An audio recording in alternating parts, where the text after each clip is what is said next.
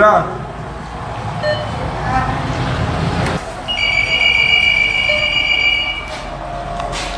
Araçlarda motor yağının gerekliliği şu şekilde. Şimdi motorun içinde pistonlar var, bel kollar var, yataklar var. Bir sürü aşınmaya neden olan parçalar var. Bunlar sürekli sürtünme halinde çalışır. Bunun da önüne geçilebilmesi için motor yağı kullanılıyor. Motor yağı kayganlaştırıyor o yatakları, bel kollar içindeki bütün mekanizmaları yağlar ve kaygandırıcılık özelliği var onun.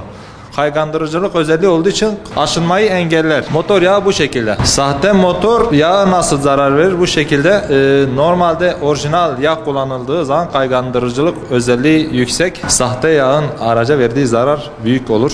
Ama fark edilmediği zaman büyük olur.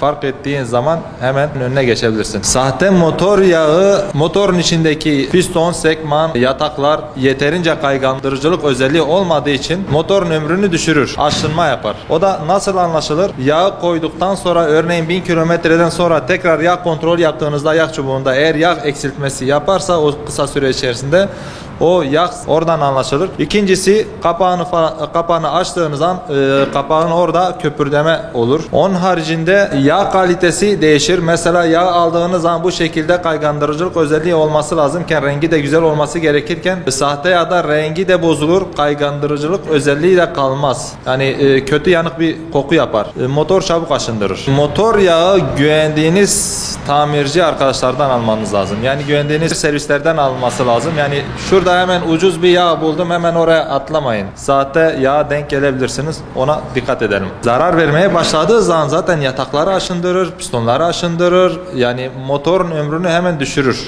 Büyük bir maliyet olur. Çok tehlikeli. İnsanlarımız bu tuzağa düşmemesi için güvenilir yerlerden yağ temin etmeleri lazım. Sahte yağda motorda aşınma olduğu için harareti de erken yaptırabilir. Motorda yüksek ısı oluşturabilir. Çünkü sürtünme oluyor. Sürtünme oldukça motor ısısı da yükselir. Bu da hararete yol açar. Herkese hayırlı sürüşler diliyorum.